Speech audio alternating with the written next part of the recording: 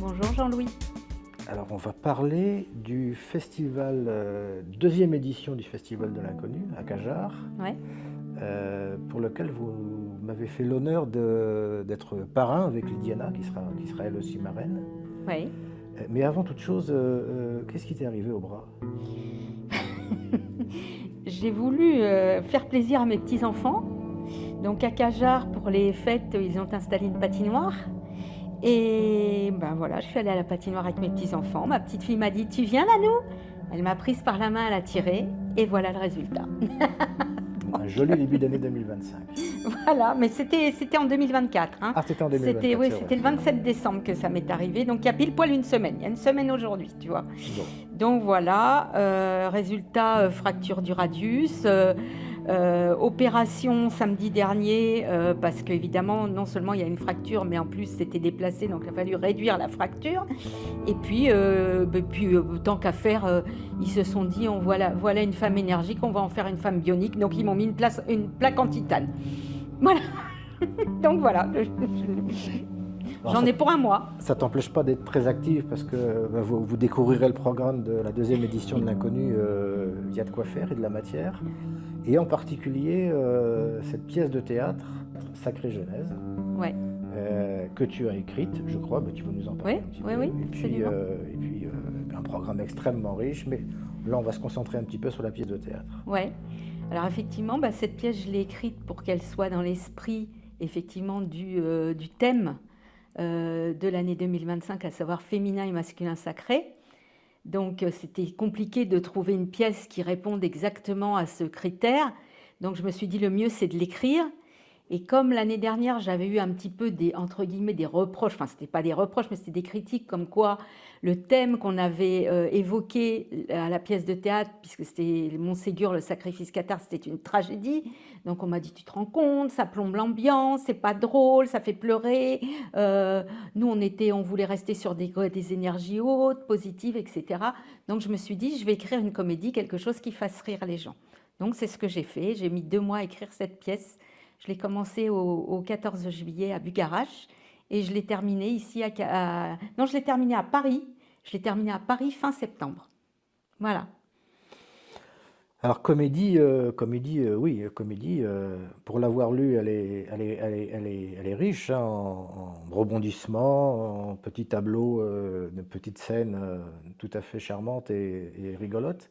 Mais il y a aussi beaucoup de rappels sur la gnose, Oui, sur les connaissances primordiales, c'est et puis ça. évidemment sur C'est ça. le féminin et le masculin sacré. Oui, oui, oui, parce qu'il fallait que ça reste dans le thème. Donc effectivement, on démarre à la préhistoire et on finit au 21e siècle dans cette pièce. Donc c'est une pièce qui ne répond pas aux critères habituels du théâtre, à savoir une unité de temps et une unité de lieu, puisqu'on est dans différents lieux et effectivement on va balayer des époques qui vont donc de la préhistoire, moins 12 000 ans. Hein, quand je dis préhistoire, c'est vraiment, disons, le moment où on a commencé à se sédentariser, le passage à l'agriculture. Donc du paléolithique au néolithique, 12 000 ans, et puis ça va jusqu'au 21e siècle, voilà, ce qu'on connaît aujourd'hui. Mais quelle question tu t'es posée pour monter une pièce comme ça? Déjà, la première question que je me suis posée, je me suis dit, en fait, ce féminin et ce masculin sacré existent depuis la nuit des temps, et je voulais essayer de voir quelle différence il pouvait y avoir dans le rapport homme-femme à la préhistoire, au Moyen-Âge, au XVIIe, au XIXe, et puis aujourd'hui, quoi. Et en fait, on s'aperçoit que là, je balaye 12 000 ans d'histoire à peu près. Ça n'a pas tellement changé. Non, vous allez voir que c'est très très contemporain encore. Ça n'a pas tellement changé. Ça a tellement peu changé que j'ai pu justement, et c'est ce qui donne aussi le burlesque de la pièce, on peut faire dire à des hommes de la préhistoire des choses qu'on dirait aujourd'hui. Et c'est ça qui est assez amusant. Oui, on pourrait inverser les décors, C'est ça, inverser les scéniques et garder les mêmes, c'est ça, c'est ça. le même scénario, ça fonctionnerait aussi. Oui. Exact. Et bien justement, écrire une pièce comme ça, c'est une chose. Mais après, il faut la mettre en scène. C'est Parce que ça. quand on va pas spoiler, mais je vais quand même te demander de décrire un petit peu les tableaux, enfin Hum. les scènes, les tableaux. Ouais. mais c'est presque un livre, qu'on a envie on a envie de le lire, puis après ça nous donne envie d'aller fouiller dans les repères historiques, les repères gnostiques, etc. Mm. Est-ce que tu peux nous décrire un petit peu la progression du...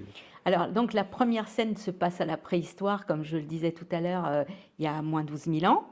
Donc là, on a sur scène, on a deux personnages, donc un homme, H, et une femme, F. Bon, je n'ai pas jugé utile de les baptiser compte tenu de l'époque. Mais là, c'est un discours très amusant parce que ça démarre de façon très très solennelle, très très emphatique, très voilà, et tout d'un coup le ton bascule et on part dans le burlesque total puisque elle, c'est déjà une grande devineresse.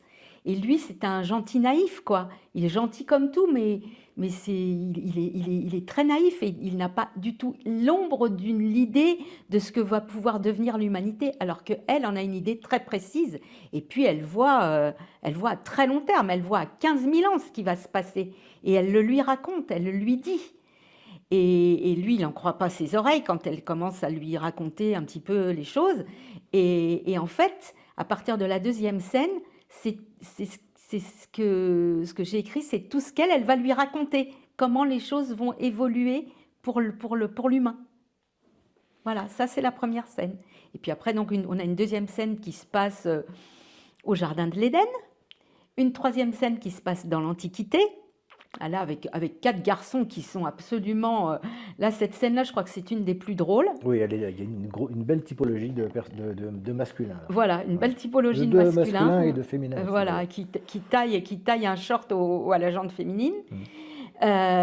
Puis, on a une scène qui se passe au Moyen-Âge. Donc là, ce sont 3 cathares qui vont discuter et balayer 800 ans de Moyen-Âge.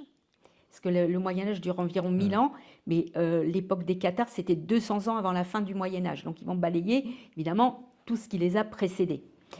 Et puis après, on a une scène qui se passe au XVIIe siècle. Alors, cette scène-là, elle est particulière parce que là, on est en présence de 3 femmes, mais c'est les 3 seuls personnages qui ont réellement existé. Puisqu'il y en a une qui s'appelle Armande Béjart, qui était la femme de Molière. Une autre qui s'appelle Ninon de L'Enclos, qui était une érudite, une femme de lettres de l'époque qui tenait salon et qui recevait à demeure pour tenir justement ces salons où on parlait d'érudition, etc. Et puis la dernière, c'est la princesse Palatine. Alors la princesse Palatine, elle est assez peu connue dans l'histoire, mais quand on fouille, c'était d'abord Louis XIV l'adorait, c'était sa belle-sœur. Louis XIV l'adorait puisqu'elle était mariée à son frère Philippe d'Orléans, qu'on appelait Monsieur, qui était un homosexuel notoire et qui lui a néanmoins donné 3 enfants.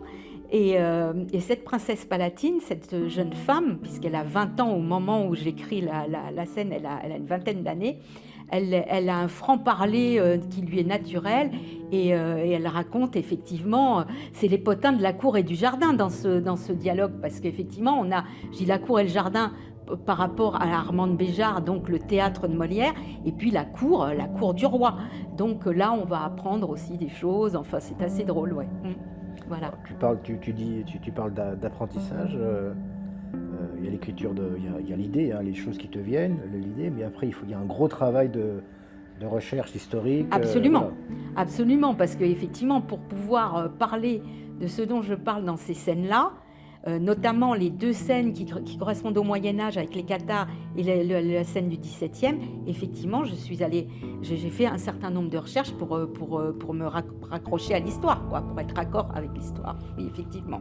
Donc le spectateur va être contenté par la comédie et il va sortir de la pièce de théâtre en ayant appris des choses. J'espère. Ou révisé des choses. J'espère, oui, j'espère.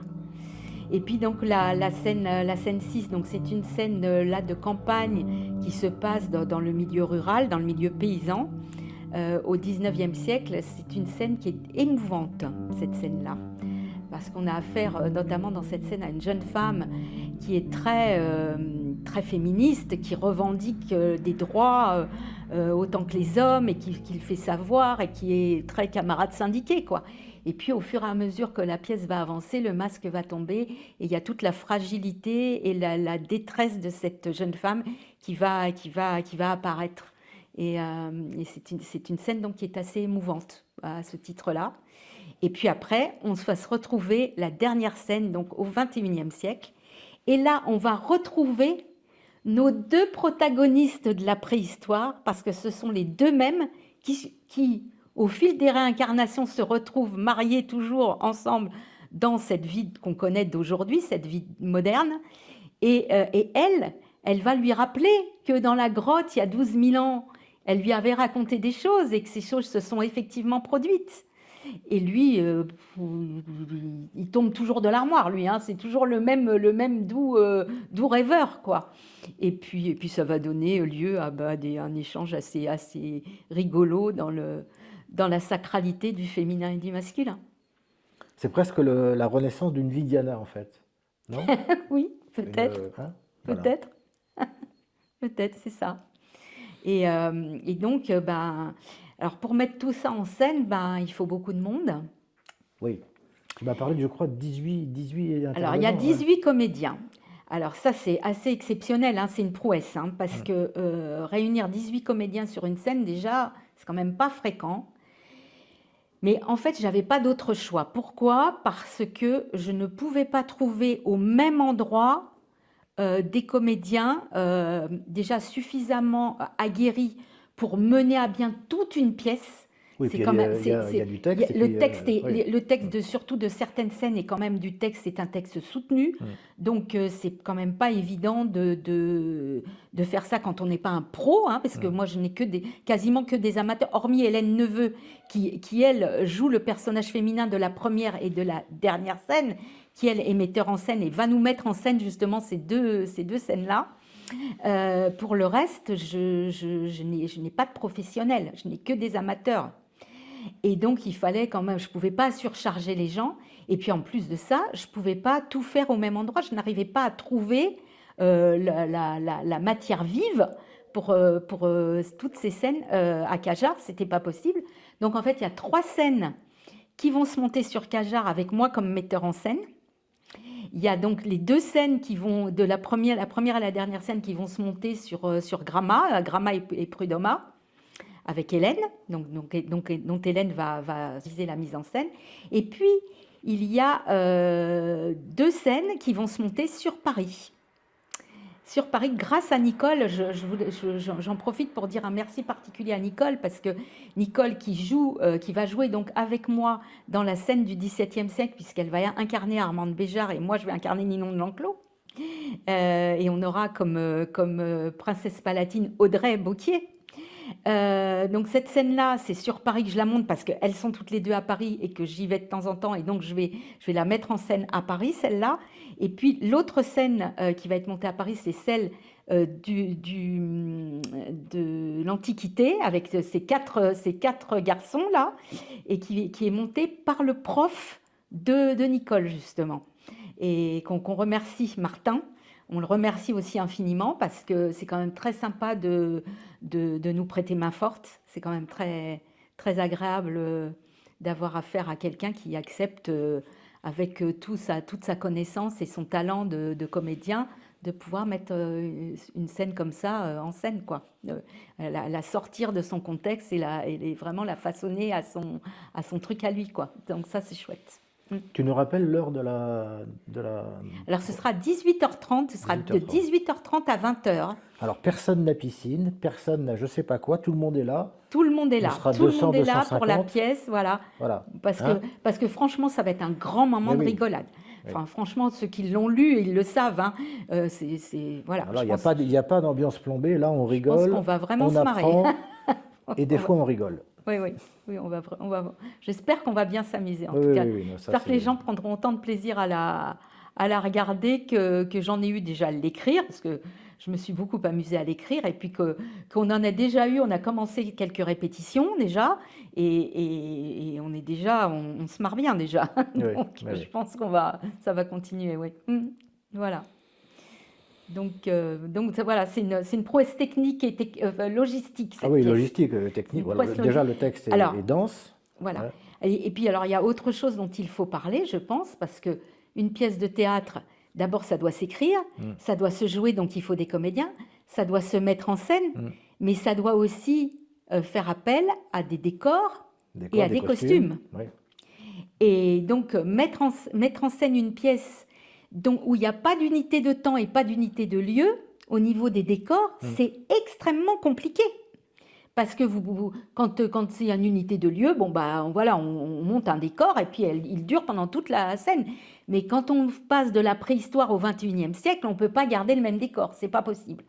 Donc ça, on va devoir cette prouesse à Christophe, parce que c'est Christophe, un gros travail de mise en place, de recherche, même de scénariste aussi, de scénariste, parce que effectivement, on va faire appel là à la technologie, puisqu'on va devoir mettre des fonds de scène qui vont être projetés pour pouvoir jouer devant ces fonds de scène, qui vont être projetés, qui vont être animés, parce qu'il faut aussi les animer.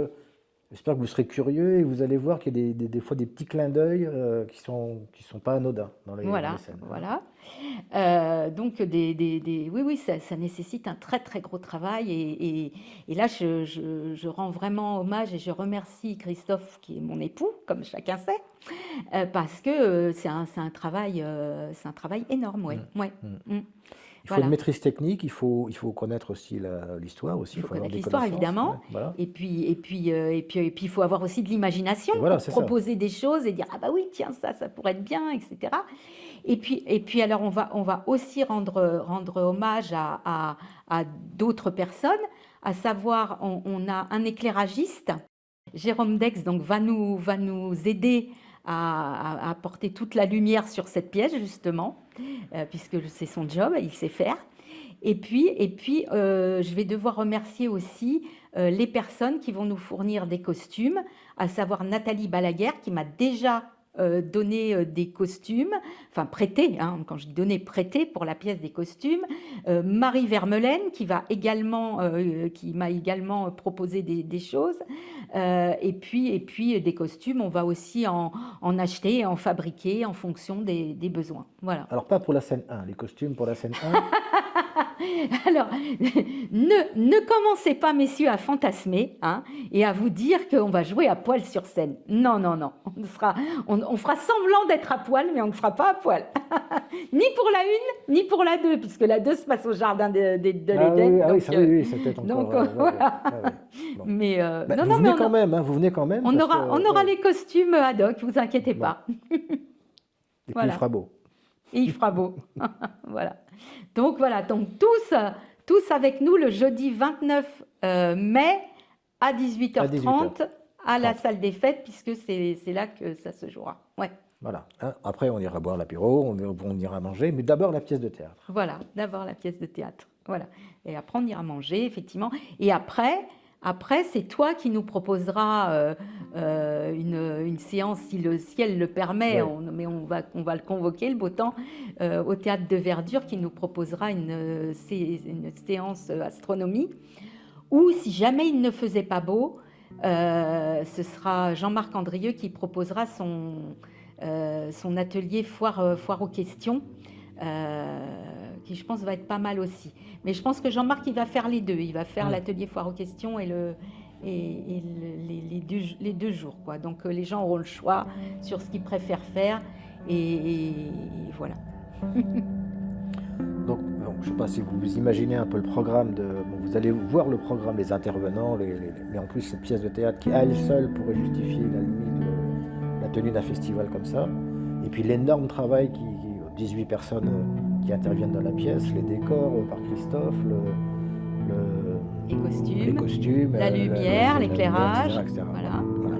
Et puis on peut remercier aussi la commune de Cajarc aussi Oui, tout à fait, qui met effectivement les locaux à disposition, effectivement, et qui voilà, oui, tout à fait. Donc vous notez. 29 mai. 29 mai, jeudi 29 mai, 18h30. Voilà. Tout le monde est là. Tout le monde est là. Voilà. Exactement. Merci Violette. Merci à toi Jean-Louis pour cette interview, une fois n'est pas coutume. Ah Là, non, je suis de non, l'autre non, côté. c'est pas très simple, mais Voilà. bon, Non, mais c'est voilà. sympa. Ouais. Merci bientôt. à toi, à bientôt.